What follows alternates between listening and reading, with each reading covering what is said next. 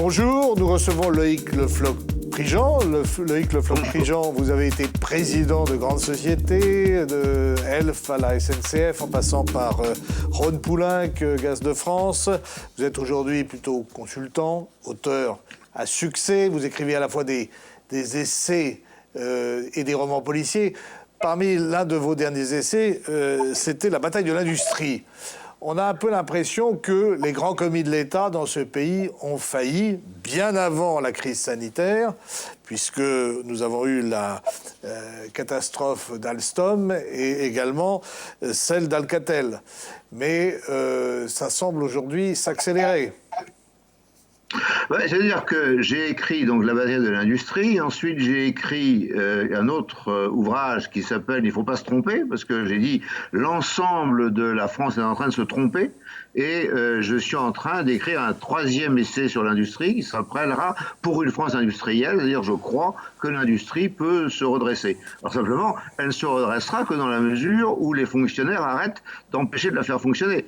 Alors, il se trouve que la crise que nous venons de vivre avec le coronavirus montre bien que c'est l'administration, avec ses normes et règlements et avec ses politiques que je dis de nature soviétique, est en train, c'est l'administration qui empêche l'industrie de fonctionner. On va y revenir, Loïc, voilà, si vous voulez bien, on va y revenir, mais d'abord, revenons sur les cas les plus flagrants d'erreurs stratégiques. Est-ce qu'on peut incriminer aussi le manque de courage de certains hauts fonctionnaires ou grands dirigeants, comme les patrons d'Alcatel ou d'Alstom, qui ont eu pour certains peur des Américains, parce que c'est vrai qu'il y a une véritable guerre économique qui nous est livrée de la part des États-Unis, on l'a vu notamment sur l'Iran. Il est clair qu'il y a eu une génération de couards, c'est-à-dire de comptables. Je pense que quand les industriels font de l'industrie, ils sont dans leur métier. Quand vous mettez les comptables en tête de l'industrie, ils font le métier de comptable, ils font pas le métier d'industriel. Donc on a eu des comptables qui ont considéré que la peur était la façon de diriger les entreprises. Ça marche pas.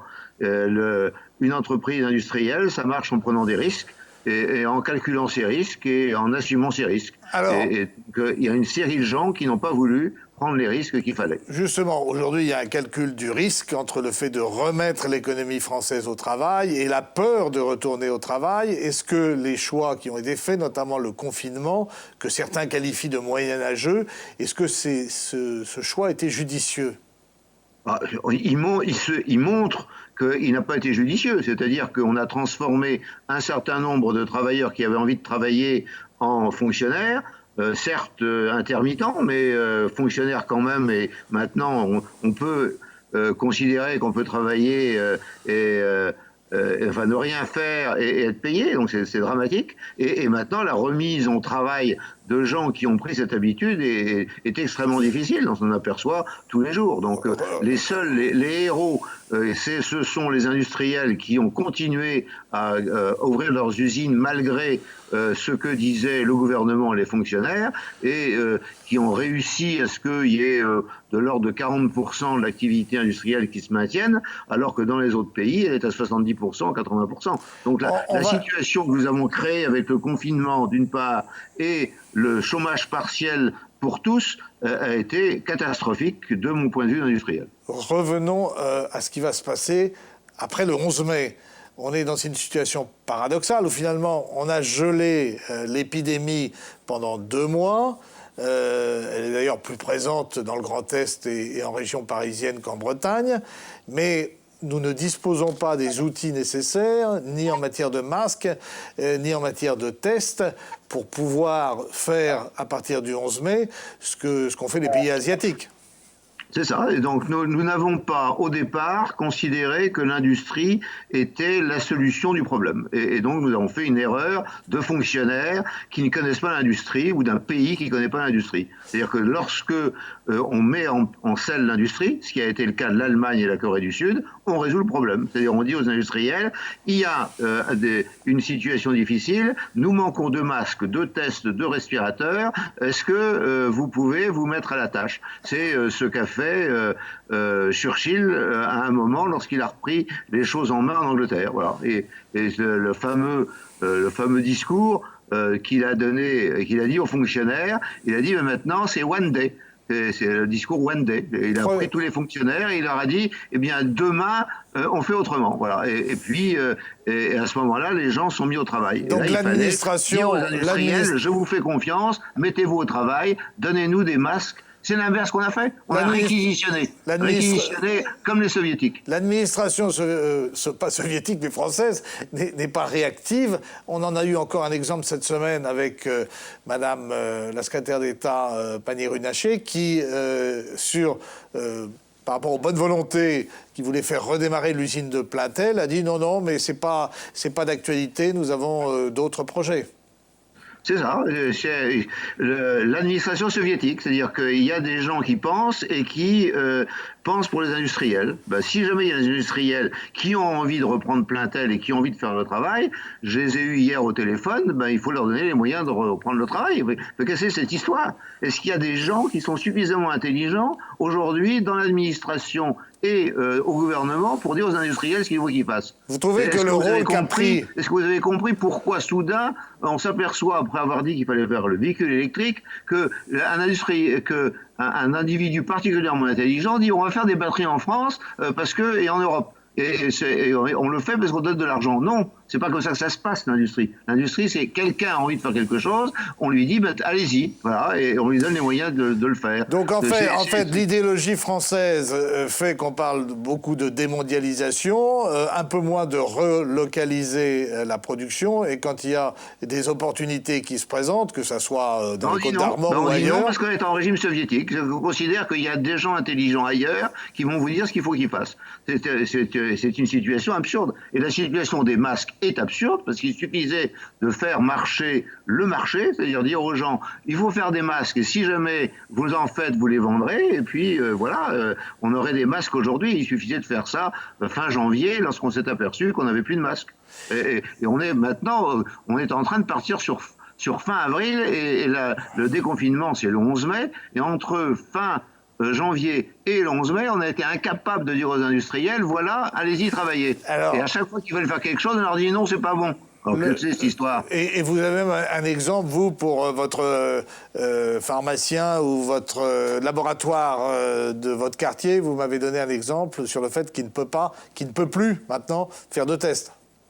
C'est-à-dire qu'ils pouvaient faire des tests, et puis on leur dit non, vous n'avez pas le droit de faire de tests. Vous attendez qu'on vous valide les tests. Mais il y a des tests qui circulent aujourd'hui.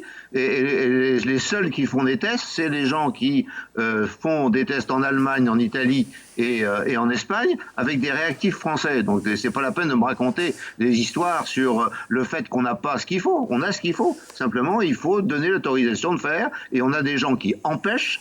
L'administration empêche, le gouvernement empêche, au lieu de favoriser les initiatives et d'être réactif. Donc, absurde. Pour vous, Bruno Le Maire ferait mieux de ne pas être en représentation permanente à l'égard des médias.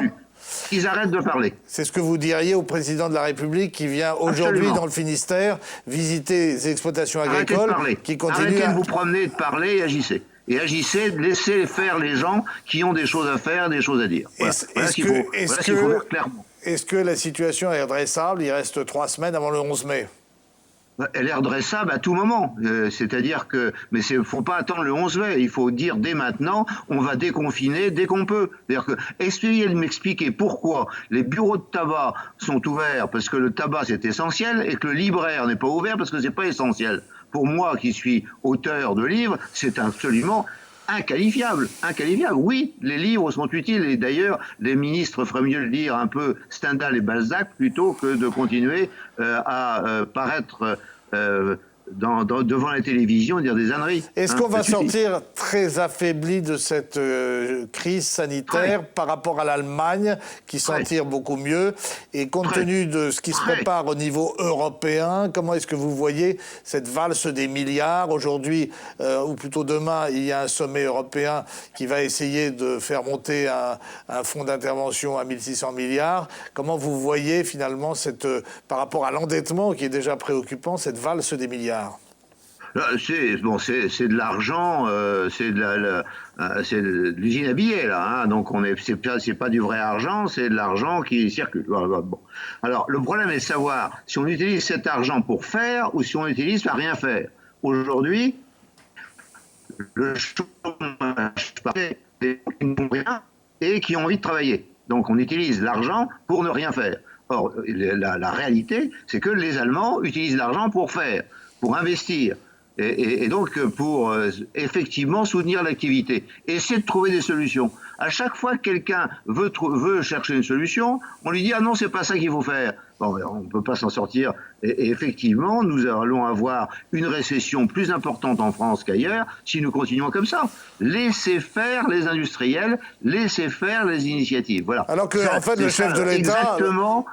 Il faut dire ça à M. Macron comme il faut dire ça à M. Philippe et à tous les gens qui l'entourent. C'est-à-dire que le chef de l'État n'a pas à se targuer de verser les salaires en ce moment en France. Pour moi, c'est un cataclysme de considérer qu'il y a 8 millions de personnes qui ne travaillent pas et qu'on s'enorgueillit du fait qu'ils ne travaillent pas. C'est énorme comme histoire. Ça restera dans les annales de la République française et de l'ensemble du monde comme une imbécilité congénitale. Voilà. Pour finir et changer de sujet, vous venez de publier aux éditions Michalon un livre qui s'intitule « Repenser la prison ». Ça tombe bien puisqu'on est en plein confinement. Vous avez voulu dire que finalement, on a une attitude essentiellement répressive qui endurcit des jeunes criminels et qui ne favorise pas leur réinsertion. Disons qu'on prend des gens qui ont commis des délits mineurs. Et comme on les met en prison, on les met en contact avec des gens qui sont un peu plus aguerris d'une part, et puis on ne leur fait rien faire en prison, et par conséquent on sort délinquant. Alors moi je dis que quelle est la fonction de la prison réelle, c'est de retirer de la société les gens qui sont en train de la détruire. Bon. Et une fois qu'on les a retirés, ils ne sont pas très nombreux, c'est-à-dire que j'en compte 3000, on peut mettre 5000 si on a envie, eh bien on met à côté d'eux des gens qui ont commis des petits délits. Alors quelquefois ils ont conduit sans permis, quelquefois ils ont fait des petits vols, quelquefois ils ont pris un peu de drogue, quelquefois des petits délits, et on les transforme en bombes humaines qui ressortent radicalisés et prêts à tuer tout le monde. Parce que c'est ça que nous appelle la protection. Donc il faut changer de paradigme, se dire, ben non, nous avons eu tort de punir des gens, et d'ailleurs aujourd'hui on n'a plus le droit de donner les fessées à ses enfants, donc on a tort de punir. Par contre, ce qu'il faut, c'est retirer de la circulation, neutraliser les gens dangereux, et faire en sorte que ces gens dangereux ne reviennent dans la société qu'une fois effectivement changer avec les psychologues. Merci Loïc Le Floch-Prigent pour cette interview passionnée. On se retrouve demain avec un autre invité qui sera Émile Mallet, le directeur de la revue Passage. En attendant, portez-vous bien, protégez-vous et à très vite.